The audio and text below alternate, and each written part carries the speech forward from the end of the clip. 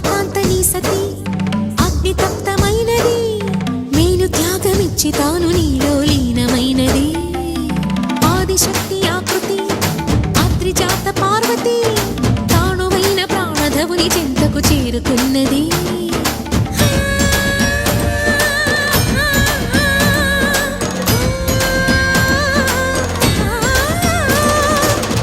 భువికి తరలించేలా ధరణి దివిని తలపించేలా